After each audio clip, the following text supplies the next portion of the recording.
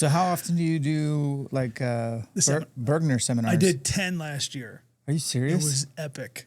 It was the best year. So I became the lead. I am the guy in the Northeast. I was the main lead. Like the flow master? Yeah, I am. Yeah, I started maybe 2018 or 19. There's a guy out here in California, Ray Regno, little short Asian Filipino guy, exactly. bald. Yep. He flew out to Pennsylvania to watch me lead one, and I was like, damn, why did they fly you out here? Like, I'm like, this is crazy. You're gonna get half the pay. And then I looked at him and I'm like, you're just here to grade me pretty much. He was like, have fun. And I was like, oh my God. Amy Lyons is the owner of King of Prussia. She's a level 1 staffer. Okay. And I'm like, what a first one to have. I have 2 level 1 staffers. I'm like, and again, nervous at first.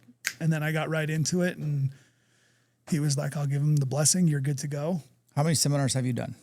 I started in 2014, so 11 years. A lot, yeah.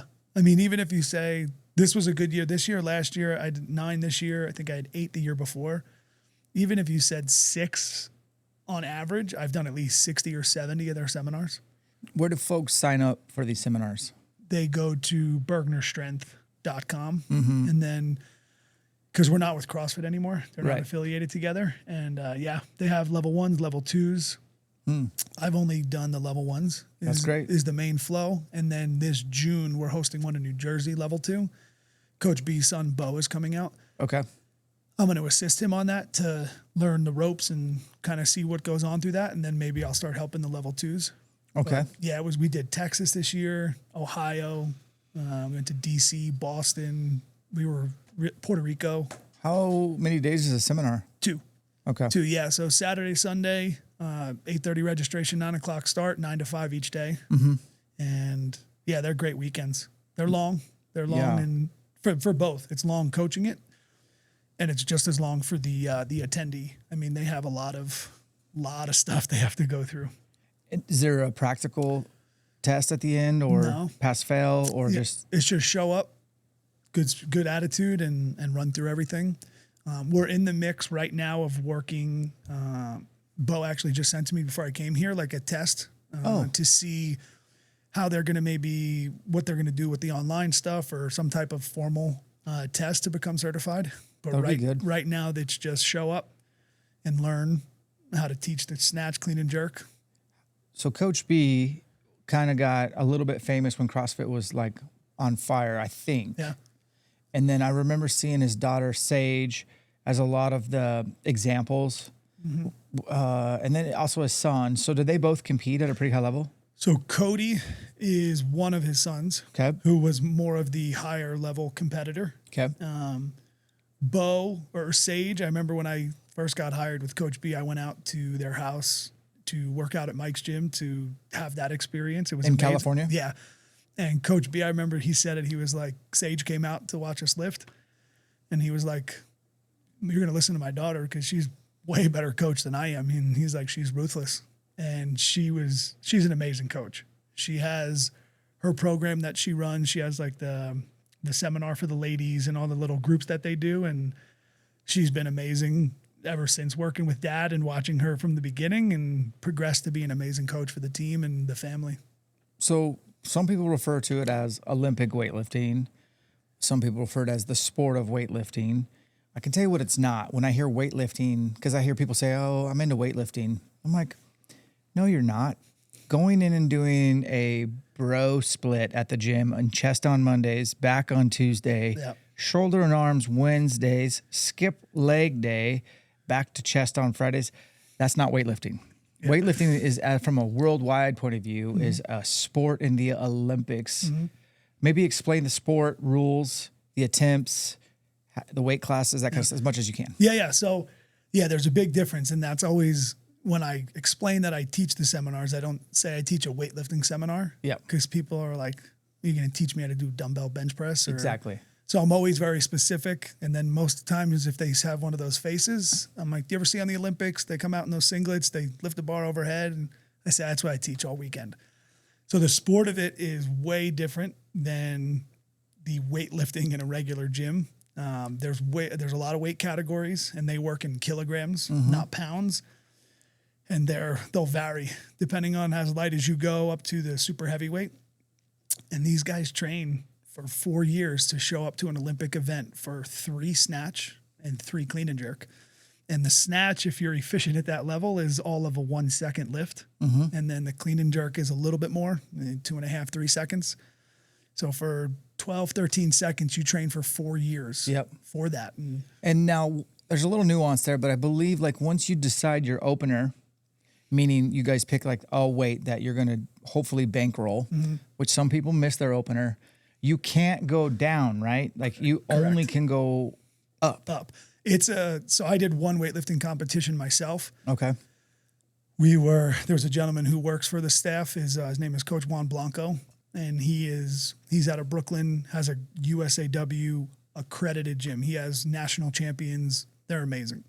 I was like the CrossFit gym owner who knew weightlifting, and he was the stud, badass weightlifting coach. So we had a great dynamic. And he was like, the American Open was in Vegas. And he was like, I said, I can go to Vegas? And he was like, yeah, you just have to snatch XYZ, whatever he told me. I needed like a 225 snatch and a 270 clean and jerk.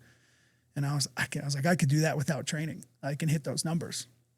So I went to the weightlifting event, and I just saw a small piece of what it's like, and it is strategical. So there's coaches with the athletes, and then there's a table lined up with all of the openers or all the weights that you're lifting. And your coach is going to watch what he's writing for me, and then you might change your opener based on what I'm lifting. Yep. And the problem is you're like, all right, I'm lifting 100 kilos, 220 pounds. You're like, I'm not going for like 3 minutes, 4 minutes. And then all of a sudden, the 3 people ahead of you change their opener to 101. And now you're up, and you're like, whoa, I wasn't ready for that. Shoot, they pull the rug from you. Like you're just like, okay, I'm up. Out of nowhere. So the problem is you always want to try to get a snatch on the board. If you open up too high and you miss all 3 snatches, you now cannot total. You need to get at least 1 successful lift. To graduate. To get the clean and jerk into total. Okay. So there are people who open way too high, but it's a game. So we both throw in a 100-kilo snatch, and now you get all that stuff in, and people start changing. They see you do 103, we're gonna do 104, and then you're gonna go 105. So now the 104's first, and you can only change it so many times. You can't change it 7 times. I didn't know this. Yeah, so it becomes so strategical to understanding how to warm up back there. Because when we watch them, it looks effortless. Have you crossed paths with Maddie Rogers ever? So I watched her once in an event in Pennsylvania. Okay. Before she was like crazy big. Yeah. But I haven't had anything with coaching or anything like that. Okay. Unfortunately, because she's a legend I haven't met any of our CJ Cummins and all those different athletes, Kendrick Farris. I haven't been able to meet any of them, but it's still fun getting to coach it and go through it. All right. So I know this is a elk hunting podcast and archery, and we will get to that. But if you didn't know, it's called ELKSHAPE because I'm obsessed with fitness because I've found it to help me kill elk. What I wanted to ask you from your experience as owning a CrossFit gym for over a decade, and I owned a CrossFit gym for over a decade. So we got 20-something years of owning a CrossFit gym between the two of us. Yeah. And we've both been watching CrossFit from afar the last few years, so we can be really honest. And I can be very critical if I want to. I had Austin Hatfield on my podcast yesterday. Do you know who that is? Okay. He got 10th at the CrossFit Games, his rookie year. That's pretty impressive. Yeah, not bad at all. And they didn't even hand out Rookie of the Year award because I just assumed he got it. So I kind of set him up for a softball question. I'm like, so you got Rookie of the Year, right? And he's like, no, they actually didn't hand out that award for the first time ever. Yeah. I was like, oh, you would have got it. Because no rookies ever get top 10 at the CrossFit Games. So, no. The dude can move weight. Like he's short, compact, 5'7", 193. Yeah. I've seen him on Instagram. Just a couple of his stuff. He moves some of his training videos. He's got that build. That build. Like you can't be like I'm not built for being a high level CrossFitter. It's just 6 foot, 250 pounds. Ain't gonna happen, bro. That's why your Kalipas were like impressive. Yeah, they were. 220 pound guy at 5'11". That 5'7" to 5'9" is the sweet 170, 185 pounds. You're an animal. Yeah, you can do it all. Yeah. And he can. I think he'll continue. I think Austin Hatfield's going to really kill it Yeah. this next couple of years. And what's interesting is James Sprague won the CrossFit Games. I'm pointing because his gym that he trains at is literally a stone throw away from right here. Oh, really? Yeah. That's So awesome. he somehow he moved over to Spokane and won the CrossFit Games. And he's got his gym. And then his dad just opened a gym in Coeur d'Alene with my friend Matt Anderson, Sharon and Matt Anderson. I think they're opening any day now. So I want to go out there and say hi to those guys. It's a small little world or whatever. But my question for you was like, okay, looking at CrossFit between the 20 years of us and people who maybe dig in on my content to get fitness tips or elk hunting tips, like, I got to be honest with you, bro. Like, Nick, I don't see me, if I were to open a new gym today, I don't know if I'd ever program snatch again for any average person who just wants to get in better shape. I just don't think the risk versus benefit is there. What's your thoughts? I don't think snatch should be programmed in there. So if I programmed it, I would say this, because I teach it in the weightlifting world and I get on my soapbox all weekend: high hang, mid thigh, hang power snatches, hang power cleans. That's the most I would program. Great. Even in my gym, we never bar cycled. We didn't go to the floor. We didn't do, I got it from Ben Bergeron. Like, we rarely programmed handstand push-ups. Yep. They would beg for them. That was for like the competitive athletes. Yeah. My 43-year-old mom of 3 coming in, she doesn't need to be inverted upside down and doing them. No. Again, is there that one side that's like, well, when they do it, it's so empowering. I get it. I totally understand. I try to be fair and understand both sides. But my big thing, and it really changed for me in 2020, was a really big minimum effective dosage kind of concept. And I changed our programming heavily. I like how you said that. To be, there was a study with Marines they did it with, and 15 miles a week was like the number. That if they ran that amount, it was, I forget the guy's name, one of the, Mike Prevost, it might have been, he has a rucking big thing, and he had a podcast on it, he trained him. And it was about 15 miles was the sweet spot. Okay. It would balance, they wouldn't have too much injury. Yep. But they would be really fit. The argument becomes, when you do 25 miles, are you going to maybe get a little bit fitter? Potentially, but your risk for injury goes through the roof. So I always told my members, if I can tell you that I can make you do a little bit less, but be fitter and have less injury, are you in? The unfortunate thing is CrossFitters are sick. We are, all of us. They're like, I'd rather come 6 days a week and just do crazy CrossFit all the time. I know. And I'm like, okay. But I'm not, I changed my programming and philosophy heavily. Well done. My programming, we went to CrossFit only, we did 4 days a week of CrossFit. We did 1 day of the big 5, push, pull, squat, hip hinge, loaded carry, no clock, just lifting. And we did 1 day of an aerobic capacity work machine. That's beautiful. Work. Yeah. So people were like, they'd start cherry picking a couple and they'd miss those days and come the 4. As you know, living in the world, we can only help them if they want to be helped, or For give them 1 that hour guidance. out of 24. Yeah. And it was hard. Yeah. So I changed it, and all of a sudden you started seeing more people buying into it. And I always laughed and said to the guys who come 5-6 days a week, do you ever talk to the people who come 2 or 3 days and do other stuff? They're never injured. They're not doing this stuff 6 days a week, 5 days a week, 100% effort every day, Yeah. trying to beat everybody. I'm guilty as all of those people. 100%. Right? Me too. But you said empowering. Like, oh, a gal does handstand push-ups. She's a soccer mom. I'll tell you what's empowering. Being able to come back the next day and work out again. Like, to me, moving the needle every day. Yeah. For the last 6 months, my workout duration has plummeted. And I'm not going as hard. I'm not sore. I'm not injured. And I'm feeling pretty good every day. It's been kind of interesting because I'm used to, not that long ago, probably working out for 90 minutes. That doesn't include warm-up, cool-down. Yeah. And doing it 5-6 days a week and being really sore. It's a lot. And risking a lot for not much in return. And I think people get caught up in that. So, yeah, my critique on CrossFit is, like, I understand it's important for soccer mom to have the neural pathway, hand her a PVC pipe and teach her how to move, the snatch, the clean, all that kind of stuff. Like, I think that's appropriate, especially from the knee up. That really resonated with me. But I do not see the benefit of having her do an Isabel with 75-pound barbell. That's where she's going from ground to overhead, ideally in a snatch, ideally in some sort of power snatch, cycling.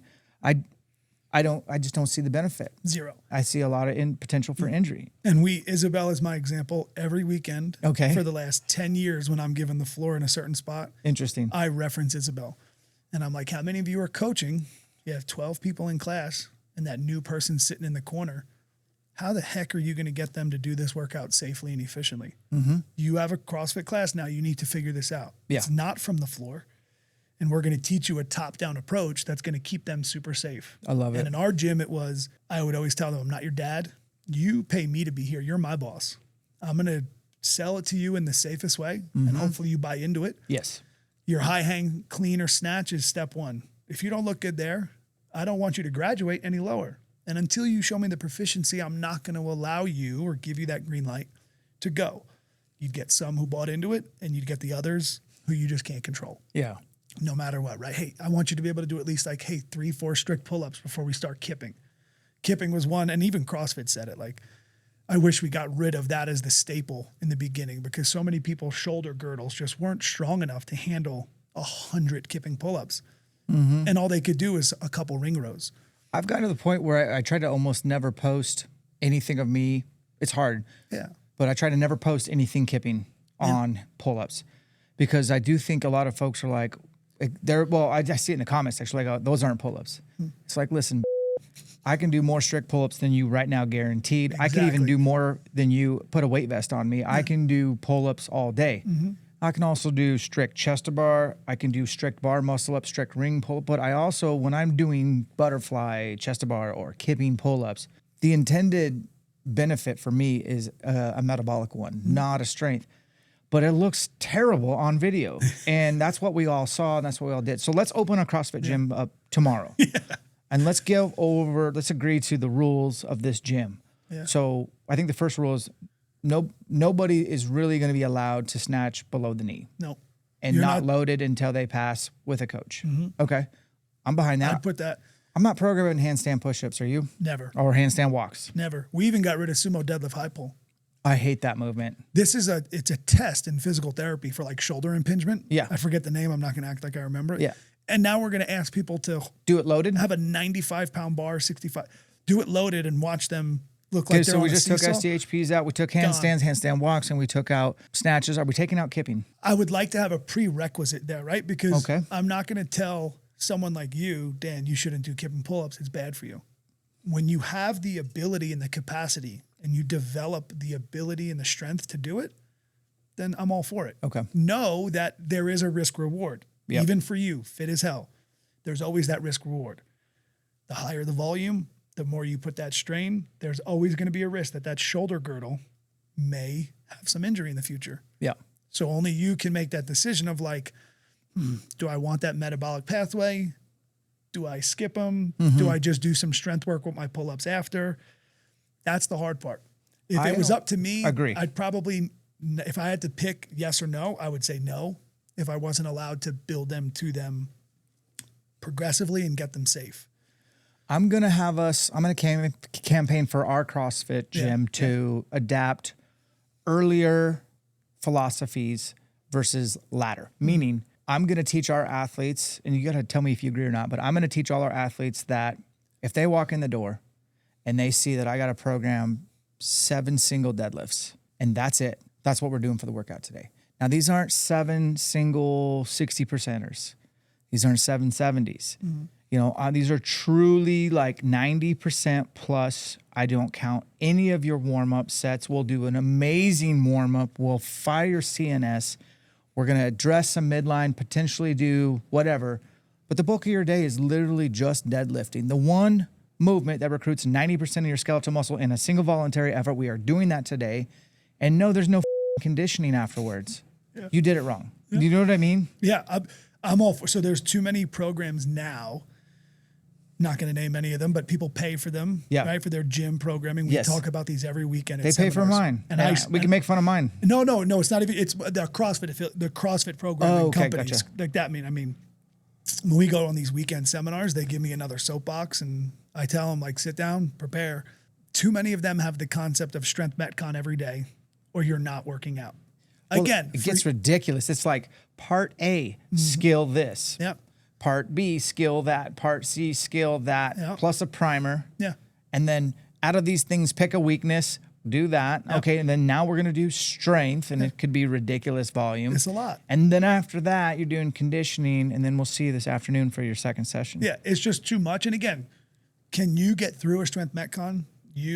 When I was doing that stuff, yeah, I'd get through it. But the problem is when you have that 5x5 back squat, and then your workout is 21, 15, 9 rowing and box jumps, you're like, okay, well, this is going to crush my legs. So let me not work hard on this so I can do better in the workout. Or vice versa. They do so well in the back squats, their CNS is taxed. Now they can't attack the workout how they want. So we separated those. Yeah. But I got Ben Bergeron. I took his Business to Excellence seminar nice. many, many years ago, and that was a big thing he spoke about. Your regular person does not need anything more than just good old GPP, general physical preparedness. They need to just sweat, move, and get them in. I love that. Strength metcon every day, nonstop was just too much. That's probably, I mean, I'm just old school, probably like you. Yeah. Just, what year did you start CrossFit? 2010. Yeah, I was just a little bit before you. Yeah. I think I got certified in 07. One thing I would say about all this programming chit chat is that you and I could probably spit right now the things we saw people get, what got people hurt, and then they can just put it on their radar. So let me start. I used to do repeat box jumps, which is like a stretch reflex, bounding, where you bound back up on the box, and I would do that all the time. And I did it in a competition in 2009 that was on the way to go to the CrossFit Games. And I was on the third round, and it was a lot of volume of box jumps. And they're a repeat, they're 24 inches. I'm not that tall, but I have good hops, or I did. And it was a 315 deadlift. I think it was like 10 reps at 315 dead, something like 15 ring dips, and then like 21 box jumps, 3 rounds. Third round of repeat box jumps after 30 deadlifts at 315, my central nervous system's gone. Hooked. Gone. And this is the third or fourth this is the final workout of the weekend. And I'm in first place. And I probably had 5 box jumps left to go. And when I came down, I hyperextended this knee and I tore my ACL right then and there. Oh, that's what it was in that. And then Curtis Bowler, he's still part of the CrossFit Games team, is like, I started doing step-ups. I had 6 left. And he's like, those don't count. So I had to jump up 6 more times with a torn ACL, which I did. Repeat box jumps are stupid. Done. There's no need for them. Again, everything has risk versus benefit. And so I don't see the benefit of doing high volume, repetitious, stretch shortening cycle of, do you like your Achilles tendon? Do you know how long it takes to come back from an Achilles surgery? Long So that's my first one, because I have personal experience. I would rather see people jump up and step down. Step down. Always. I don't even want them jumping off Never. and stopping. Not dead. worth it. Step down. If it's in a controlled environment where like we're going to do 3, jump off the boxes. The boxes have to be very high. We're going to absorb the landing with our muscles, not our joints. And we're practicing deceleration. That's injury prevention protocol. 100%. I'm here for that. But when you have a high heart rate and you're competing against your neighbor to try to beat some clock, please step down. Yeah. Okay, so your turn. Yeah. I'm going to go, just because, again, I teach it every single weekend on these seminars. There's no barbell from the floor. The barbell cycling from the floor is gone. So explain barbell cycling for those that don't understand what that means. For like the snatch specifically, you take the bar, it's all the way overhead. And then what you would then do for if you're going to the floor is they're going to take that bar all the way to the floor in one fluid motion, tap, and then just go right back up overhead. Repeating, There's no reset. If you're doing a hang position, you're going to bring the bar back to your knees, your hips, your thigh, and then you're just going to kind of continue to rep the movement. There's no break between them. It's just continuing to cycle rep after rep after rep. The amount of people who don't understand how to use these beautiful things God blessed us with, these amazing legs, quads, hamstrings, our low back, to lower the bar down, and they just hinge at the hip, and the hamstrings stay extended, and then it's all the stress on the back, and they're just like boom, boom, boom, boom. There's just no need. I feel you. Gone. Well, you already kind of said this, but Yeah. like the slap tears that you can get from trying to do some sort of kipping or butterfly, mainly butterfly. Well, yeah, those are rough on the shoulder. The slap tears on the shoulders, especially if you're a bow hunter watching this, like you don't F around with your shoulders. You hurt your shoulders, you're on the sideline. You're on the sideline, you're not bow hunting. You get to pick up a rifle or a crossbow, which is not, I don't think that's anyone's intention. So No, not at all. I don't think you do butterfly, kipping, anything until you can do, 15 strict pull-ups in a row or something like that. And then you need to understand why you're doing a kipping pull-up if you need to. Like, I just think you can get around not doing it. So I just think the slap tears, I saw so many slap tears because of high volume kipping pull-ups. I agree. Yeah. I mean, again, you can put your pull-ups in a strength day for strength building. Yeah. They don't have to be in a Metcon. Yep. Although, is it fun? Do some people like it? There's people who love gymnastics. I get it. I'm a big guy. I did butterflies at this side, 225, 230, 240. It was crazy doing gymnastics at my size. Handstand push-ups and butterflies and muscle-ups. I was like, what am I doing? I was just naturally built for a barbell. It's just what it was. And the more I started realizing that, the more I did more strict work. Yeah. I never did strict muscle-ups, but strict ring dips, strict ring push-ups, strict pull-ups, all of these different strict variations to make sure I was smart and safe. That was big for me. I like that. As far as the other injuries, I think the obvious one is like we as humans are susceptible to have disc injury in our lower back. You have it. You've experienced it. I have as well. I've herniated, so has my wife. And I did it lowering a deadlift weight. So my lifetime PR of a deadlift is 475 at 150. Nice. Now, that was a long time ago. Yeah. I have footage of it. I do. And it's dog shit form, dude. Were you It's shaking at the top? No. No, all right, that's good. It would have counted in a competition. But I know how much lower back sponsored that movement besides glutes and hams. Yeah. And I really wished I could have just stuck to strict technique. The beautiful thing about a deadlift is you can let go the second your technique breaks down. And my ego was involved, and I was just trying to get a big, squat.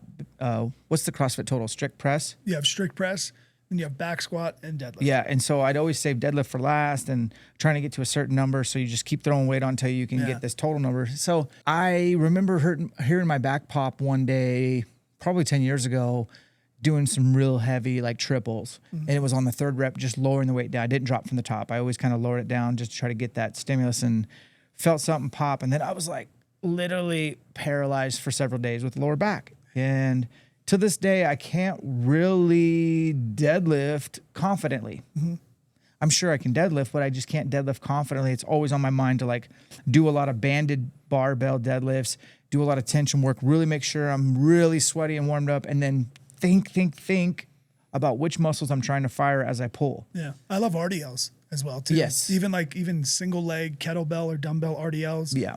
Using the landmine or Tons of glute activation. and the balance aspect. When you add that in, it makes it feel 50 pounds heavier. So you're still getting such a good response. Any other movements that you could think of that is typically done in a CrossFit gym that is like, Yeah, I mean, like I said, sumos would be out of there. Yeah. Definitely. Handstand push-ups would be out of there. Definitely. Otherwise, the rest of the movements weren't really as much as the problem as the thought process behind the intensity you needed every day. Yeah. Or you didn't work out. right. That just needs to That's change. just a culture thing that you have to develop with your athletes. I think athletes will listen if you can back it up with some good rationale. Yep. And, a seasoned gym owner should be able to evolve and have their members' best interest in. Now, everything we've talked about has been kind of CrossFit related, but really it's performance related. We're talking about elk hunting and the fitness needs or the demands of elk hunting. Obviously, you got to have great metabolic capacity, specifically zone 2, which is just a kind of a lower heart rate cardio. You're backpacking all day. That's my world. I zone 2. Zone 2. I've changed into zone 2 ever since I went to the police academy and trained for that running. 265 pounds. I was in the academy. I ran like a 10:50 mile and a half. Okay. And zone 2 is my world now. What is your heart rate for zone 2? So my resting, I'm at 48, 49 will be Nice. my resting. So anywhere between that 112, 113 on the low end, upwards into like 125 to 130 on the high end. Is it hard to run and keep it that low? So the only reason I ran was for the academy. I was like, because I cannot keep my heart rate in zone 2 when I run. I don't run anymore. Okay. Again, I'm 2 knee surgeries. Yeah. I'm a big guy. My conditioning now, most of my zone 2 is either like incline treadmill stuff, rucking. I'll use the bike erg, skier, rower, all that gear. I don't do anything. So when I was doing the academy stuff, you ever heard the Maffetone method? So method, he's an endurance athlete. Okay. And it was 180 minus your age. Okay. So let's just say you're a 30-year-old guy, 180 minus your age is 150. And then your range from there it would be 10 beats lower, and that would be your range. So 140 to 150. So it was closer to like your zone 3-ish. Yeah. Hey guys, going to interrupt the pod to let you know about one of our awesome partners, Peaks Equipment out of Bozeman, Montana. Peaks makes an array of backcountry stuff for those DIYers. So the first thing I'd recommend is the Duo headlamp. They have a green and a red. Both of them produce a white light. Each light has 3 different settings. You can hold a button down to make sure that it doesn't turn on in your backpack. All USB-C rechargeable, and the battery lasts a long time. That's probably my favorite product from them. And they also have gaiters to keep your boots and your garments dry, especially in those spring bear hunting scenarios or when it's raining. Shelters, they have a whole host of tarps and teepees, sleeping bags, stoves. They continue to put out awesome backcountry products that are proven to help have a more successful experience in the backcountry. Head over to their website or check out ELKSHAPE.com. If you're on the Peaks website, enter the discount code ELKSHAPE to save yourself 10%. Peaks Equipment continuing to change and elevate the game in the backcountry. Hey guys, interrupt the pod today to tell you about my good old buddy MFJJ. He's got a pretty cool website, podiumarcher.com, carries a lot of stuff for archery. And if you're looking for one-stop shopping when it comes to archery, he's got you. Throw the discount code ELKSHAPE in your cart. It'll save you 10%. Hey guys, interrupt the pod talked about sheep feet. This is orthotics for your feet, custom suited. Everything starts and finishes from the ground up. So these orthotics go into everything. My workout shoes, my walk around shoes, my hiking boots. They'll send you a mold. You'll put your feet in it. You'll send it back to them and they'll spit out these custom molds. These are going to really help your feet fight off neuroma, blisters, plantar fasciitis, hammer toes, all sorts of feet ailments that could ruin or sideline your hunt. Sheep feet, we have a discount code, takes 10% off. It is ELKSHAPE. Check it out. Back to the pod. And you'd have to be able to maintain that for a minimum of 30 minutes. I can do that. And when I first like started, right, we had an assault runner at the gym, so I would run on that. Yep. You could do it with whatever. I would only be able to run for like 3-4 minutes, and I'd be at 153, 4-5. So you just step off the side and then wait? You just start walking. Oh, walking, okay. And what happened was after weeks, 2 weeks, 3 weeks, I would be able to run for 35, 40 minutes. Outstanding. Stay in that 140 to 150 range, and you would track it. I'd be able to go further and longer and have a lower heart rate. Yeah. And it was amazing. So MAF is a little more intensity than zone 2. That's just pure physiology. Yeah. Your body's adapting. So what's going on there? Well, your cardiac output is going up. Yeah. Your heart's more efficient. Mm-hmm. Okay. So with your stroke volume, how much blood you're moving per pump, that's great. And then at the cellular level, you're probably getting more mitochondria inside the cells. Oh, yeah. So you have more ATP, more energy substrates. All this stuff's going on, but you're consistently providing the instructions. That's the key part. You know what I mean? Yeah. So that's exciting. And I think people could look into that. I really want to dig in on that. Yeah. MAF, although intensity is great for elk hunting because there's those moments when you have to get your heart rate up. Zone 2 and MAF, the biggest sell that I would have for anybody who's like hesitant to get in is the MAF or Zone 2 is your aerobic tank backup plan. Yep. So when you have to hill sprint a little bit to get somewhere, or you just had a really terrible 1,000-foot climb or whatever it may be, when you have a good Zone 2 or MAF capacity, you just pull from that. And your body's like, hey, we're replenished. Yep. But when you don't have this backup tank, yes, you can't last. And that is the biggest reason why I think that is such a good priority for conditioning. Yes. Low risk of injury. Your joints feel good. Yeah. You could do it every day.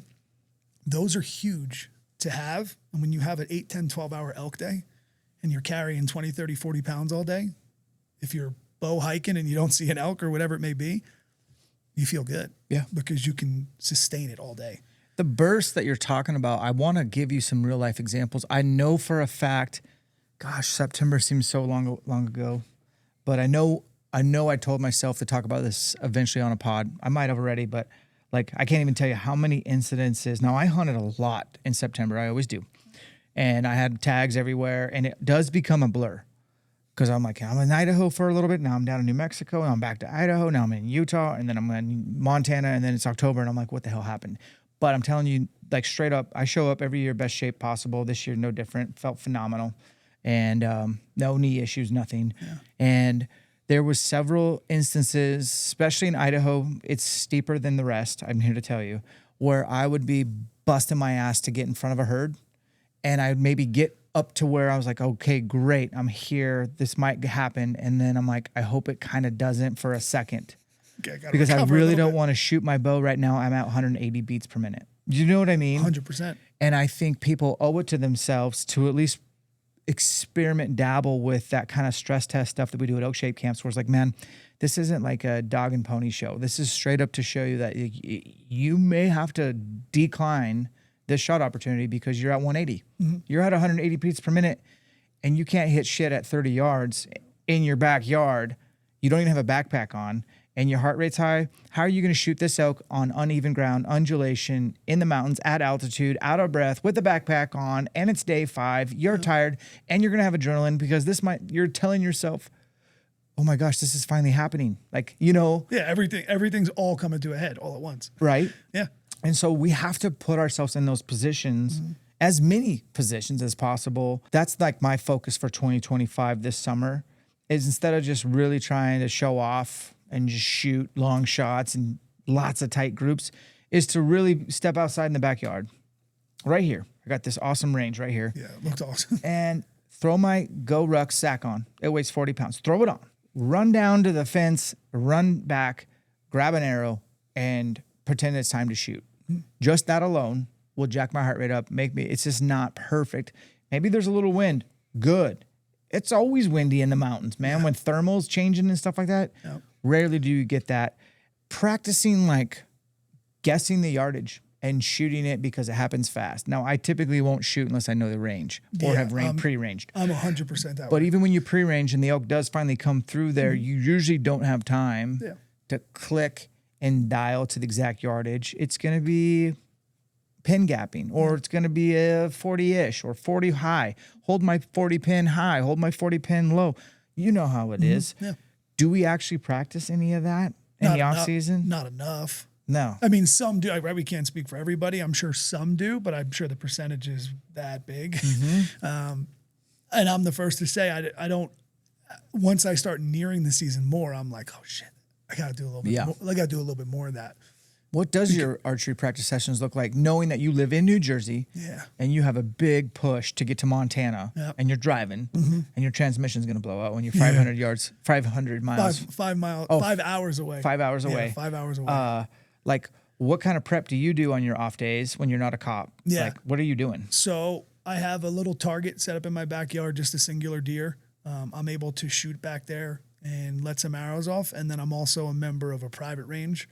Okay. And they have an awesome, once the weather breaks from the winter, they set up 60 targets all through the woods. There's not any steep mountains or anything like that, but you get to go walk and have shots where they, have a little bit of brush in an area. A couple of them have stairs running up to it. Mm-hmm. So when I'm at home, it's usually more of just my steady state, just work on shot execution, practicing, getting the stamina, the volume. Yeah. I have a tree stand in my yard, so I'll go up there sometimes. And my neighbors are super cool. That's legit, man. Yeah, I don't shoot in the yard when the kids come out, like their neighbors. Yeah. I feed them elk. Deer. I wish I could say elk. Yeah. I feed them some venison, and they're super chill. But when I go to the bow range, a couple of my buddies are members there, and one came out with me this year to Montana, and we'll simulate some stress tests on the stairs. They have like little rocks built in. Nice. So we might do one of them. It's a 60-yard shot with a crazy downward angle. Mm-hmm. So we might run and do some of that practice. I love it. Wearing the pack, whatever you're gonna wear. Put my gun on my waist, my bino harness on. Yeah. Just to get some type of simulation, because like you said, very few times. Even for deer, even if you're sitting still, I know you said it before sometimes that buck fever or that high heart rate sometimes is crazier sitting in a stand. It is. And you have to prepare for that, even if you're not hiking and walking, just the understanding of like how to be able to control this it's different. I think with elk hunting, because we're so active Yeah, it's physical. and we're moving, we don't even have the time to get into that feeling. Where with deer, you're just sitting there and all of a sudden you're like, oh my God. And you go from 0 to 100 like that. And I feel that way. A button buck could walk out in front of me. Oh, yeah? And I'm like, yes. That's cool. Yeah, I love it still. No matter Well, then good. no matter how big, I don't kill fawns or shoot fawns, but Right. no matter how big, my heart rate's through the roof. I love it. The video I made not too long ago, I think I made it after elk season. The one by shooting from the top of the roof on Yes, your gym. I had to go look up the name. It's called Your Practice Could Use Some Work. That's, if anyone didn't watch that video, It's only got 16,000 views. which is disgusting. It makes me should be so sad. more people. That's the type of stuff you have to So be you saw that doing. video then? So I remember before I put the tree stand up, Uh-huh. I went onto, we have a porch, a little porch room in the back of our house, and I went onto the roof to shoot. And I thought my family was going to have a heart attack. They were like, what are you doing on the roof? And Yeah. I was like, it's hunting season, baby. I Yeah. got to get shooting. And then they didn't like that, so I put up the tree stand. I think that's smart, man. Yeah, the tree stand's a lot safer than going on my roof every time, but improvise. You got to try to figure a way to make life just a little bit harder, Yeah. because very rarely, even in regular whitetail deer, whatever it is, are the situations just perfect. Are they just thrown into your lap? Does it happen? Sure. Again, you hunt as long as you have. I haven't had that opportunity yet where it was like just, hey, I was sitting at lunch and one just walked in like 10 yards away and it was great. Yeah. Those happen, but they're not common. No. So you got to prepare for those with the fitness and with the shooting. The premise of that video, man, like, so behind the scenes, I think I had to self-film that whole thing. So it took me probably a whole week to make that video. Yeah. And my idea was I wanted something that was like, without a doubt, like everybody who watched it would be like, okay, I at least have one idea in there that they hadn't tried. Because my theory is that you don't rise, and I got this from the fire department, but you don't rise to this level of preparation that you've never experienced. You always fall back to your highest level of preparation. So I was like, why not come up with a million different scenarios that you might face in the field and get reps at them? Yeah. And really, I said it on that video several times. I don't really care, what did I say? I said, I want you to find out basically your limitations. Like I want you to figure out where it is, how far can you shoot? What's your breaking point? Yeah. Accurately. How far can you accurately shoot a bull with a high heart rate, after sprinting down back? Like if it's 30 yards, then great. Just stick to what your abilities are, but certainly don't put yourself in a situation to where you overestimate your abilities. Yeah. Like you know damn sure what you're capable of and what you're not. I feel like that is ethical hunting. And only to do that is not going around to your backyard and shooting even distances, 20, 30, 40, 50, 60. I'm the shit. Yeah, when it's not hang the bow up. Yeah. It's definitely true. And too many people I think are worried about like volume of reps in both worlds. Sure. In fitness and in bow, and shooting the bow, a rifle, whatever it is. You can go out and shoot if you're like, oh, it's inconvenient to go up on my roof or whatever it is. All it takes is 1, 2, 3, bring up 6 arrows, whatever you got. Those 5 or 6 arrows, like really good practice, right, is going to be so much better than if you did 100 arrows standing flat on the floor. I agree. And when you put in that practice, that's the stuff that's going to make you a little bit better because you've been there. You get that cold bore shot from a really tough angle or position instead of let me get challenging with my shots after like 20 or 30 when I'm warmed up. Yeah. You're not going to be able to warm up. I've gotten a lot better at cold boring over the years. Love cold boring. Cold boring used to be like, I was like, oh man, I wish I could warm up for 5, 6 arrows before I shot the elk. Yeah. Now I just forced myself to get really like cold bore several times throughout the day. Yeah. Which not everybody can do, but obviously here at work, like I can literally almost set an alarm and every hour, okay, go take a cold bore shot. Yeah. That's what really made me now I'm more confident in my first arrow than my 5th arrow. You know what I mean? And it didn't used to be that way. So if you're like at home with the fam or whatever, and you got a target in your backyard, like you could almost set a running clock, like an EMOM or an EHOM every hour on the hour and just shoot one cold bore and just keep doing that on repeat until your groups are tight. Yeah. And that first arrow is your best arrow always. I would love that for people. So I guess we should talk about a little bit about elk hunting since this is the ELKSHAPE podcast. Yes, sir. You came to an ELKSHAPE camp what year? So that was right when I fell out of the tree, 2021. Oh, lucky you. Yeah. I was in the police academy and had to withdraw. Yes. And then I emailed you and I was like, hey, last minute injury. Can you fit because it was sold out. Yeah. Can you squeeze me in Lancaster? Yeah. That was a great camp. I remember shooting that metal elk. I was shitting my pants. Yeah. We had a guy come out who said 80. I know you do so many of them, but I remember. He wrote 80 on the thing and you were like, who wrote 80? Please step up. And he stepped up and hit the elk right away. Yep. And then he did his second shot. He put it in. Yep. Yeah. He did. I put 50 on that. Legit. And I sunk it. Thank God. Nice. Thank God. That was an expensive camp for those arrows. Yeah. That was so fun. Lancaster was a good host too. Yeah, good host. Awesome for us. Yeah. So you did that in 21. And then did you immediately hunt the fall of 21? So August, I went back into the police academy in August. Oh. Yeah. So 2020, I did Idaho rifle elk. Okay. 21 was the police academy. 22 was Montana. 23 was Colorado. 24 was Montana. Yep. Then all those were driving. The Idaho, I flew out. Nice. And then the 2 Montanas and Colorados were driving out. Have you ever pulled your bow back on an elk? No, unfortunately not. This year was the closest. So let's pick up right where you left off. Yeah, What happened? This year was the closest. We had You said we. Who's we? Yeah, so my buddy Zach Carroll we grew up together. We were born and raised together, and we were childhood friends. He flew out. He came out with us. Where'd he land? He landed in Bozeman. Okay, so you picked him up? And he drove out. So I drove all of his stuff for him. Nice. I put everything in my truck, and he had a little shorter time to hunt. So I was there for 2 days, I think, 3 days, and then he flew in. Okay. So he rented a car, drove out. When I went to Montana the first time, I met a guy at the campground we were staying at, became a friend, and hospitality way different than those out of New Jersey. Like, we were ready to leave, me and the guy I was with, and he was like, I don't think you should leave this area. And I'm like, no. And he was like, no, I think you should stay. And I was like, all right, I'm going to go out and night bugle. And he was like, I'm going to come with you. And we got on elk, and he let us tag along with him the whole entire time. The first day we went in, I called in a bull for him, which was crazy because I'm an amateur by far caller. Maybe not. And maybe not. And setup was just a little off where the distance between us, and it hung up right about 60 yards, and there was a branch, he couldn't get it. And I was like, this was amazing. So he happened to be there this year, and me and my buddy Zach, and we hunted together, most of us, and the other 3 guys, there were so many of us, we couldn't all hunt together. Yeah.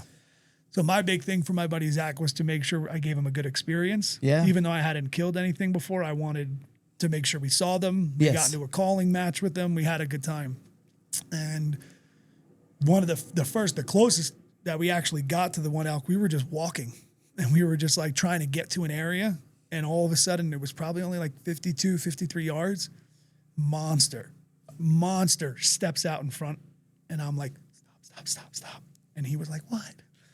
And I'm like, and he was looking right at us. So I don't know if, again, you're out there walking 10 miles, you can't tiptoe the whole time. And this thing was like looking right at us. And I was like, I couldn't even move. Yeah. Frozen. And he starts going, and I like try to grab an arrow real quick, and then it was so thick where we were. Yeah. It would have been the most unethical thing if I shot. Yeah. He ran off, he ran down, and we tried working his tail and chasing, but he was out of the country so fast.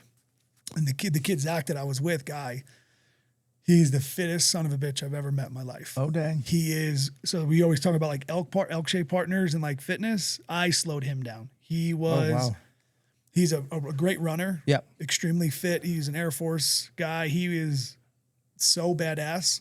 And he would always just wanted to like go let's go to the next one. Let's go to the next one. Let's go to and I'm like, dude, at some point we gotta like, there's a point of no return. And he's like, no, there's not. We're always going to go to the next. And I'm like, like him. He just wanted to cover ground nonstop. But the more these guys who were experienced started like trying to like get into his head, like, listen, it's great, but you know, you're trying to find a needle in a haystack. So you can't just walk around aimlessly. You got to have a little bit of a plan. And so he started learning a little bit. Good. The one day we went up, it was a terrible, it was about 1.5 miles hike up from this campground we had. It was like probably almost 2,000 foot of elevation gain. It was ridiculous. I was profusely sweating. It was like 25 degrees out. And you're a sweater. Soaked. Yeah. I'm like, you're Tyler that you have. Tyler. Yeah. I am in a t-shirt or just like I use Sitka stuff, like their core lightweight hoodie. Yep. And I'm sweating through it. Okay. Terrible. Yeah. We got to the top and I'm like, we had no clue that there were going to be elk up there. I scouted it out the 2 years I was there before and didn't check it. Okay. So we checked it this time. You checked it. We're up there. This is where we see that bull. We go down. We're nearing, last light. So we go down. I knew there was a creek bottom down there that I saw a lot of good sign that I was at last time. So I'm like, all right, let's take this down. Extremely steep. We work our way down. We get to the bottom. There's probably an hour of light left. And a bull starts screaming at us right where we walk down. Yes. And I'm like, you got to be kidding me. And I'm like, we don't have any time right now. Like we don't have spike camp. And I'm like, and it was so, he got a little mad at me because I'm like, listen, we can't go up there right now. We know where he is, but it's going to take us the amount of time that this was extremely steep. Yeah. I'm like, we're not going to get up there. We're going to get up there and then we're going to have to come back down and out. I'm like, I'm sorry. I know you will just go no matter what. I'm like, I just don't think this is a smart move right now. So he was like, all right, fine.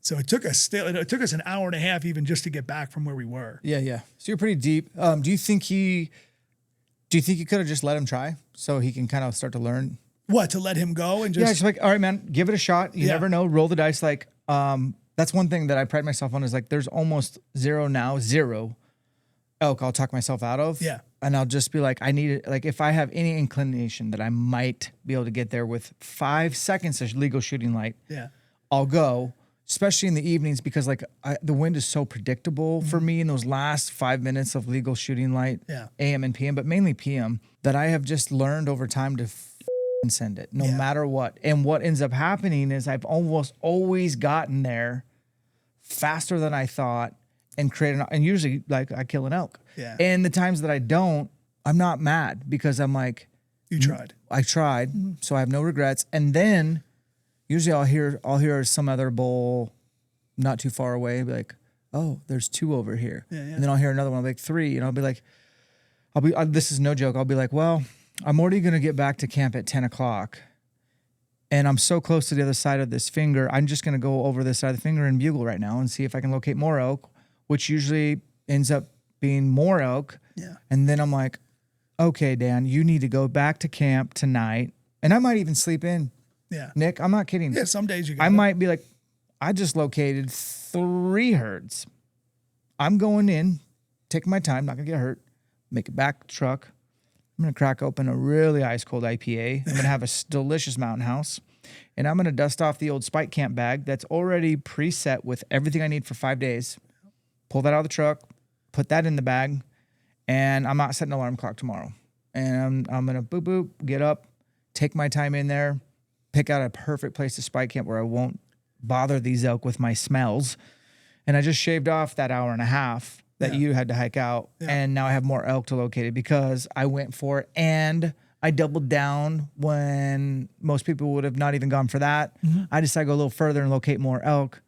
You know, that's the little things I do that a lot of us don't. That a lot of people probably just didn't think about doing. Yeah. I'm not some badass. I'm a really normal dude, honestly, I think. And I will do some things like that because I really like having elk to hunt the next day, man. Like that's more important to me than anything. Yeah. I hate going to bed, sitting in the tent or sleeping bag and trying to figure out where I'm going to go the next day to try to find elk. Yeah.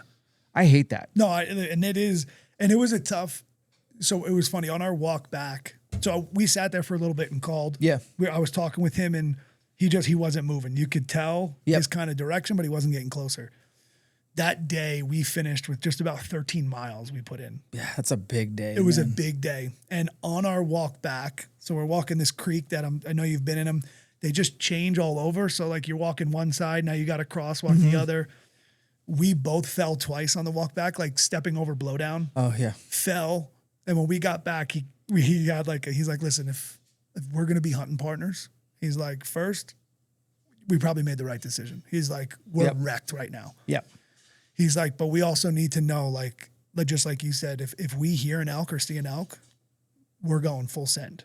He's like, if we're going to make this partnership work, and Yep. I'm like, you're right. You're not Yeah. wrong. Yeah. I'm like, it was, we were smoked at the end of that day. Mm-hmm. And That's a big day, man. It was huge. That was my biggest day on boots on the ground that we ever had. We were Tyler out the Denham whole and entire day. Tyler and I did a 15-mile day. We ran tracking all day, and I was guiding. He had never been in this area, and I'd killed him there before. And I basically just was like, it was kind of a shitty luck for him, but like I'd hunted this spot a lot, and so like I just drug his ass to every pocket where elk could be. They weren't bugling. And so we literally just went and sound checked every pocket that I could possibly find. And when we got back, it was 15 miles that day. And Tyler's really good shape, captain, firefighter, does CrossFit, all that kind of stuff, ELKSHAPE training. And he's like, I'm not going in the morning. And I was tagged out. So I was just there to help him. So I was like, okay. He's like, what would you do? And I was like, I'd go. I would go tomorrow, but I'm also not mad that you're sleeping in because that means I get to sleep in. So, but it's 13 miles to do that same day in and day out. Yeah. That comes with a price tag. Thankfully, they weren't all. So that we had it was a 10, 13, 11, 3 days. That's a rough spell, dude. Because that was our first day doing that. Mm-hmm. We get back to camp and we all have those moments of like, you start getting a little weak up there occasionally. We've all had them. Yep. So we're back at camp. We tell the guys, and they're like, "Oh my god, these they didn't see any elk." Yep. And they were their brothers. They kill elk every single year. They're awesome guys. The hospitality was great. And I'm sitting there with Zach, and I'm like, "Yeah, we should probably like sleep in or maybe go somewhere else," because I knew how miserable it was to hike up. You knew what was in store. And he was like, "No." And I'm like, you're right. I'm like, we got to go back. You're right. So we literally, we both shot our bows because we fell on our bows. Like, I'm like, this is terrible. We had to turn on our lights on my truck. We shot our bows, dialed. I'm like, I'm going to bed. We hiked back up in the morning. We make it to the top, and there's 3 different bulls bugling. And this is, again, no matter how many times you're in it, or for me personally, I've read up on so much and done so much, there's still just so much to learn, right? And like, same here, how to attack that. So he's having a blast. He's like, this is exactly what I came for. He's like, we saw an elk yesterday. We heard a bunch. He's like, we're in these now. And I'm like, we're killing them today. Mm-hmm. He doesn't have any calling experience at all. He didn't learn. He didn't care to learn, which was one thing when he did his own AAR. He's like, I got to learn. He's like, because it's not fair to you that you're doing all this work to try to like get me. Yeah. And he had like a hoochie mama, one of the guys gave him that he would like throw out. Yeah. A little additional sound, but he helped. Yeah. But he knew it. He's like, I got to learn to call. And I'm like, listen, you got to learn to call a little bit and I can't stop you from running up a mountain. Yeah. We're working on our partner hunting and shit. It's cool. Okay. And then we were on the backside. So we went back up there. It was ridiculous. And the hard part for me now became like how to attack these few, because the one probably was only 125 yards away. He wasn't far, but he was on the backside of what we hiked down, and it was like this. Mm-hmm. So dry, so loud. Yep. I'm like, we're not getting, again, not sneaking in. Zach is like, let's go. Yeah. And I'm like, Zach, if you want to, you go. I'll keep calling up here. Maybe I'll draw him up as you go down. I was like, I haven't killed one. I'm not saying I know shit, but I don't think going down there is the best option because it is just so loud. It is so deep. I felt like I was in sheep country. Yep. It was wild. And again, I'm from Jersey, and I know people are like, any hill's big to you, but this was steep. Yeah. And he was like, all right, we'll stay here for a little bit. We start calling. Then this one's talking to one down here, and I'm like, oh my God, they're talking to each other. I'm like, what is going on? And none of them wanted to start working up. The calling stuff is the hardest part, right? It's like, I bugled a little bit with them. Mm-hmm.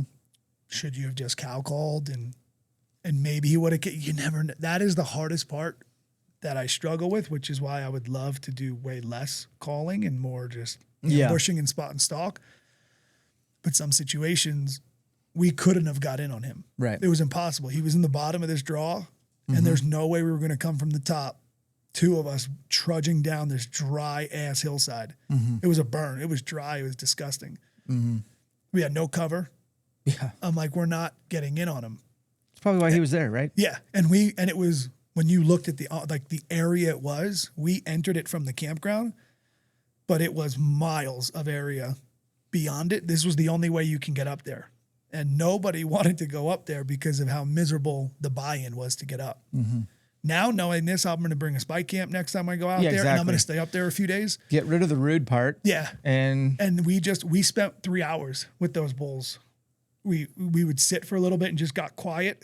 They continued working and talking. We would continue to try to move a little bit and do it slow. Yeah, I like that. Continue to try to throw some calls. And then at one point, it all just went quiet. And I'm like... Now, did you stay on those elk the rest of the day and wait? So we stayed there all day. Yep. A wicked windstorm. It looked like Twister, like a movie. And I knew it was bad when the Montana resident texted me and was like, you need to be careful. Maybe you should come down. Because it was all burns up there and nothing was stable. Right. And it was like a movie. So we stayed up there. Again, we hiked up at 4:30 in the morning. We got to like an hour and a half before sunset. And it just started getting treacherous up there. Yeah. They had 40, 50 mile an hour wind gusts. We were so bad down in camp that everyone was like, we're leaving. We're going to go to dinner in town. Yeah. Because we shouldn't stay here. We had 3 trees in camp fall down. Okay. Thank God my truck didn't get hit. Yeah. And so we couldn't stay on them for sunset. That sucks, which man. Sucked because you had 3 bulls piping. Yeah. So I'm like, perfect. This is right. That little midday madness might not happen for us today. Let's just chill. We'll eat a little bit, take a little nap if we need, and we'll hit it tonight. And then all of a sudden it started rolling in. You got stormed out of the mountain. And I'm like, damn, this isn't going to work. And he left the next, that was like day 6 or 7. We had some other encounters before. He left the next day. I went with the brothers because, again, they're so great. They were like, we're getting you an elk. You're not leaving. And God, these guys are awesome, man. The coolest. I literally, and I'm the first to say, I'm man enough to admit it, it was a crazy fall for me. I went from Montana. I went to right to Maine for ATV hunting. Came back for a couple of days, right to Texas for a Bergner seminar. So it was nonstop. Oh. So in my head, I was going to leave on whatever Monday it was, I think. Yeah. I didn't have an elk at that point. It was like Saturday, and I'm like, I think I'm just going to head out. And we were sitting by the fire, and they were busting my balls. Good. So bad. The one brother's like, yeah, no, it's cool. Like, I drove 30 hours, but I'm going to go home a day early so I can go shoot a deer and go to like ride my quad. And I'm like, he's right. I mean, that's pretty tough to argue. And he just kept crushing me. Yeah. He's like, no, seriously, let me help you pack. He's like, I didn't lose all respect for you. And I'm like, you know what? He's like, dude, I know you. He's like, I packed my tent up. He's like, sleep in they have RVs. They had a nice setup. He's like, come sleep in the RV. He's like, we'll get up. We'll go get an elk. And it sucked because I stayed for 3 more hunts, essentially. I stayed a whole extra day in the morning. Yep. And we were in on elk every single one of those days. That's what you need. But again, more than anyone, it was just like we got right there. Yeah. And every time something just happened, we had a herd of 12 of them running by. We walked up again, herd us, whatever it was. And me, if it's legal and it's brown, hell yeah, it's down. I am not. It's interesting you say that. Like, literally everything has to go 100% in your way. Can't do 99 to get 100. That shot. And there's going to be a ton of 99% where you're like, all it's coming together. And then it's literally one little thing. And then you have to look at your attitude and your effort the second that happens. Because it's frustrating. Yeah. And it's tempting to go home a day and a half early. Yeah. You know what I mean? And I'm totally fine. Like, it hit me. I was there. I was like, you know what? I got so much shit going on. Right. Those are the voices. Yeah. And my wife has got all this honey-do list. My wife's tired of me. My boss is like, you literally start talking yourself into leaving out of not killing an elk. And they were great because they're like, what do you work? And I'm like, if I kill, and they're like, well, how about this? If we kill something, they're like, we're going to take it to the butcher for you. You pay us. We'll ship it home for you. Done. They're like, do you want to leave stuff in our shop? I have a shop. Done. Like, and I'm like, you guys really are the best. Yeah. Like, and I'll probably, anytime I go to Montana, one of them moved to Idaho, but they have the home to hunt tag for him. Yeah. He's such a good guy. Wow. And I'll go with him every single time. They're just because of how great they are. not only are they like great in the hunting world, he's just they're both great guys. I love hearing you meeting fellow elk hunters, especially like you're a non-resident, they're a resident, and they just took me right in. I mean, that's incredible. Well, we got to go work out, but I still want to talk about, you flew all the way over to Seattle, 6.5 hour flight, then rented a car, then drove through a snowstorm to get to Spokane, got a hotel, showed up here at 9 o'clock in the morning, ready to go. We went right over to Spokane Valley Archery, and we had them grab every bow possible, flagship or not, and you tried, let's just name all the ones you tried real quick. See if you can. Yeah, Darton sequel. The sequel. We shot the Hoyt RX-9. Ultra, yep. The Ultra. We shot the Mathews, the Lift X. 33. We shot the PSE Mach 33. Yep. And we shot... Bowtech. That's the one. Performance or something. No. What was it? Performance 34 or no? Or no. Something 34? Proven 34? Proven, yeah. And then you shot the Prime... The Prime. Carbon aluminum combination. Yep. The latest and greatest. Yeah. That's a lot of bows. And what we ended up having you do is, I think, a couple arrows through each, take one out. Yep. A couple arrows through each, take one down. And I'm just going to watch the YouTube video. Yeah. But you ended up finally narrowing it down to 2. Yeah. You're a Mathews fanboy. Totally. Completely. So the 33 Lift X was in one option. And then the other bow that beat out all the other bows, surprised me, was freaking Darton. Darton. Came out of nowhere. Wow. I didn't think it either, because I always had that. My buddy wanted to get a Darton, and I'm just like, what the hell's a Darton? So what we did, because I really told you I don't care what bow you buy, and I really meant it. Like, I don't care. 100% did. I want you to shoot whatever gives you the most confidence. We put a glove on his hand so he couldn't tell by the grip which bow was which. Thick winter glove. Yeah. And then we blindfolded him with a hooded sweatshirt, double. And then we didn't tell him which bow. And Michael was helping us out, and he gave you the lift first. No, Darton was first. Oh, he gave you the Darton first. That's right. Because I remember holding. Oh, yeah, that's right. That's right. This is the one. This is the one, and you didn't know. So you shoot that bow first, and we get you hooked up on your D loop, and we pull back. You probably never pulled a bow back blindfolded. Never. And you immediately, once you come to full draw, you are pointing at this, like where there is no target. You're pointing over in the corner by the door, and that's when I knew the blindfold worked. And I was like, whoa, don't shoot yet. Let me turn your body. You shoot it, and then we hand you the other one. And then as soon as you broke that last shot, you lift that bow up and said, this is the one. And I was like, son of a gun. People are going to say on YouTube that I set this up, and I didn't. So you truly shot it down to that bow. 100%. Yeah, I mean. What was it? It was the Lift 33X. And what was it about it? So the big things for me, the thing I'll give to Darton, if I had, like, I know Josh does his little checkpoints to score a bow. I've never watched the Josh review video, so please do your. They're amazing. He likes scores them for all different things, like accuracy and measurements, draw cycle, poundage. Awesome. If I gave Darton a check over the Mathews, the draw cycle I thought was smoother. Nice. It definitely was. Okay. Mathews is always known at that little bit at the little bit at the end of the valley. It gets a little tough to get back there. Yep. But the one thing. Ask Hannah Barron. Yeah. She literally pulled back that 76-pound bow with her fingers, and I didn't think she'd be able to. She got it? And she got it back, and I was like... Did she leave with the bow?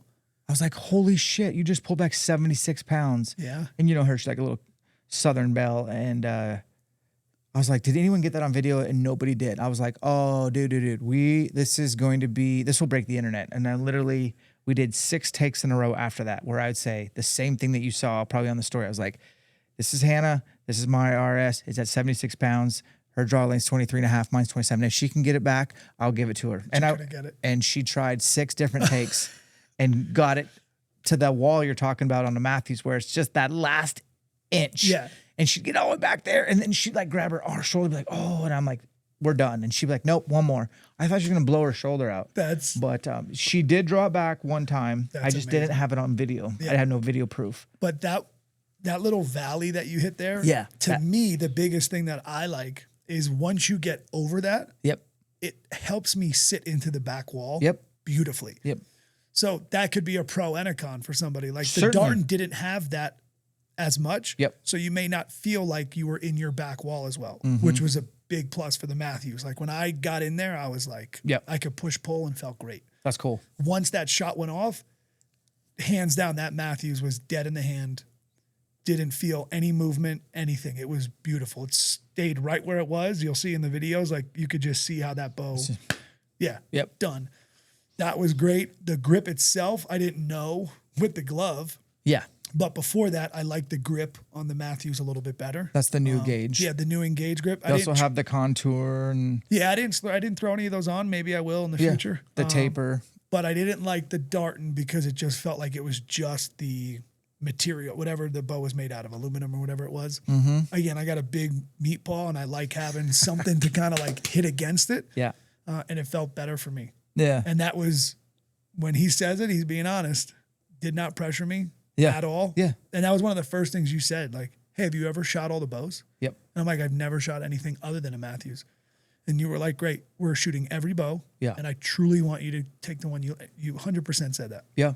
And I just love that you were willing to do that. Yeah. And I want to give shout out to Michael. He was awesome. So like, dude, not that long ago, Michael was like the homeschooled kid who like kind of would come in and build some arrows on the side for Josh. Fast forward to now, he's manager of that shop. Rattling off, never like, not even one hesitation or like that. Everything, every question.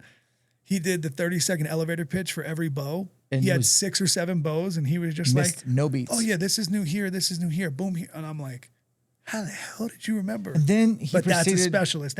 He's great at what he does. You could tell. I'm really impressed with that young man. Like, I see why Josh made a manager. Yeah. Like he's all in. Yeah. And he was also, we timed it on a Thursday. That place is swamped. We just caught a window where there was no customers, and we had Michael like set your whole bow up. Yeah. Like I was prepared to do all the labor today. And I didn't want to be quite honest. I wanted to podcast. We'd still be working on your bow. I'm slow. I would have definitely shoveled your driveway. Exactly. So thank you, Michael. You did a great job. Yeah, huge thanks. Go check out that video, guys. It's truly legit. Like that dude, narrowed it down to just a couple bows. And the top 3 were the Hoyt Ultra, the Darton Sequel, and the Mathews Lift X. Yeah, we didn't shoot the other Hoyt, the Alpha or whatever it was. But still, I think you did a good job. We're going to go get a workout in. Hell yeah. My friend came all the way, and we were pen pals, essentially. Like after the ELKSHAPE camp, you would always kind of almost annually send me like a summary of your season, which I would take the time to read because I really thought you did a good job. Like if you wrote real sloppy or couldn't space out the words into paragraphs, I'm busy. I don't have time to like da-da-da-da-da. So like you did a really good job of like every year giving me a recap. So I feel like you and I have been pen pals for years. Definitely. Which is why when this opportunity came, I was like, you can do this. I'm all in. If you're all in, obviously you're all in. You're here. I'm an experienced chaser, like I said. I love that. Yeah, I mean, there was no way I was not coming out. Oh, and I can't thank you enough for allowing that. Like, it's an honor for me. You are so humble with everything, and I know there's haters all over the place in the internet, and they try to act like you're just so down to earth and thank you, so humble, and you truly just try to act like, not even act. You try to be like one of us and the guys, and not act like you're anything different. And it's amazing. These last few hours have been amazing. Just awesome. Literally felt like I was just hanging out with one of my buddies. And that's what you are doing, man. Yeah. No, it was great. That was cool. Well, we'll go do a workout. Guys, what's your Instagram? At Mezzy, Mezzy 53. I don't post much. I get the Bergner seminars on there. Good. That's usually about it. Maybe post a picture of your dead bull next year or this fall. We'll or see. cow. Yeah. Or anything. spike. I'll kill anything. Get that elk meat in that freezer, man. Anything that comes out. That's good. Oh, shoot. I can't go yet. I lied. I hope you guys aren't tuned out yet. You said something in the shop that I said, I'm going to talk to you about that on the pod. You said... Depends. Was that the carnivore or the tags? It's the tags. No one wants to hear about your carnivore, but I do. And we'll talk about that in the gym. But so here's your deal. Like you said, you have 0 points in Montana. 0. That's fine. Buy 2 a point. 2 point. Yeah. Buy a point this year. Yep. That way you'll be able to hunt it every 3 years. Yep. Okay, you have 5 points in Wyoming, probably just 1 under what you needed. Buy another point this year. Go into it with 6 next year. Look at the draw odds. Look at what happened in 2025. Potentially you can get an elk tag for 707. If not, spin the loot. Get a $2,000 special with your points. So, but 2 points, I mean, I know I've always drawn Montana with 2 points. Last year was like You're an lucky. 86% chance. You're lucky. There's 14% that don't. Yeah. And that could change this year. Because that's my hope. But every 3 certainly every 3. Oh, yeah. So that's good. That's why you want to buy your point. Yeah. You'll probably be hunting Wyoming next year, especially if you go with the special. But let's talk about this year, since we know Montana and Wyoming are kind of just okay. You can't go to Colorado and buy an over-the-counter archery tag. Rifle third seat if I want to go. If you want, we want a bow hunt. You just bought a new bow, so we can't go to Colorado unless we put in points. Do you have points in Colorado? No. So this year I forgot to buy the one because I hunted it the year prior. Okay. So I couldn't buy. I missed the deadline. Did they swipe your points, or do you still have a point? No. They swiped the points because I used 2 to draw. Okay. So I had 0, and then I needed to buy this year, and I forgot to draw. So you're at 0. 0, unfortunately. But there are units in Colorado you can apply for with 0 points and get a good, decent experience. Yeah. Is there anywhere in Colorado that you've been that you would be willing to go back? The place that I went to was pretty cool. Okay. It was 2 points. I needed to draw it. Okay. I had good elk encounters there. Wasn't able to draw back, but it was nice, big open country. So maybe put in for Colorado preference point this year. Yeah. Just get a point. Yeah, I'm going to get a So point. that rules them out. I know. Put in for New Mexico. Yeah. No. Yes. Yeah. I've always now that I got to be willing to fly. I to don't some want of to these places. screw my odds. Yeah. But I got I'm to fly. But I'm a good enough friend to tell you, put in for New Mexico. Yeah. Seriously. Yeah. And that I'll probably fly. That's a big drive. Just fly to Albuquerque, rent a car. I got to be willing to. It's nice being able to drive and have all your gear with you. You can get to anywhere in the state out of Albuquerque pretty fast. Yeah. That's a very central spot. I know that again, Utah has the OTC spike and like the trophy units, but I know a lot of guys who've done it and they're like, it's hard. You're an OnX Elite member. Yeah. Go to their hunt research tools. Yeah. Click on all the things, get into the hunt research tab. Click on New Mexico, put in archery first season. Better odds than second season. More people want the second season in New Mexico because it's a rut hunt. Yeah. But the first season is the 1st through the 14th. Okay, so it gives you the most time to work with, and you have limited time. And it'll be just a little bit better odds, generally speaking, for the first season. I do think the rut hunt's better, but still. Yeah. And then pull up, there's a little table that you can hit like the draw odds, and it pulls out like the old top rut draw odds, and just go through them and see which one gives you the best odds. You can even text me about the units and see which ones I think, but just draw an okay New Mexico unit tag. That'll be a great, it's no points, purely lottery. Yeah. You got as good a chance as I do. Yeah. Put in for there. So that's one. Utah, northern Utah, over the counter. Yeah. Go in there. I know. There's elk. It's needle in the haystack. It's nasty country, but it's a legit elk hunt. Yeah. Okay. Idaho, you could be checking their website every month to see if any tags get turned in. Yeah, I logged in for the beautiful system that they have. Me and my buddy Zach. Yeah. Tried. I didn't get one. Yeah. Unfortunately. But they are going to start selling tags as people draw tags and they're like, oh, I didn't want this Idaho tag. I got this Wyoming tag. They'll turn their tag in that comes available, and then they'll kind of do it every 30 days. And you're going to have to go to the Fish and Game website for Idaho and find out. But you could That's how I bought my 2019 tag. Okay. Yeah. So be doing that. Yeah. Don't roll out Idaho. Buy a hunting license in Oregon. Buy a point. Yeah. Get 2 to 3 points so that you can hunt the northeastern portion of Oregon as a non-resident. It's a draw.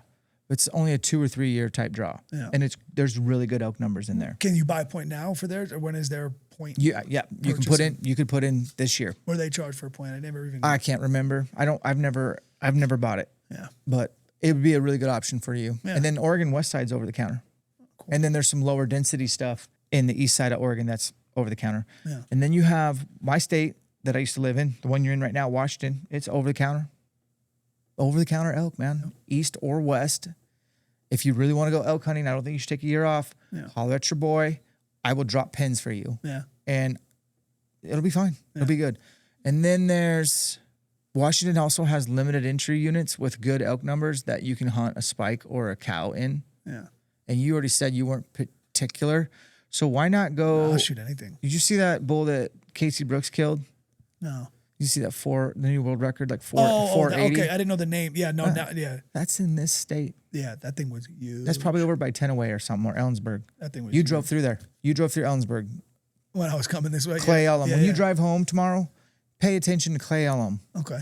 All that stuff in there is limited entry.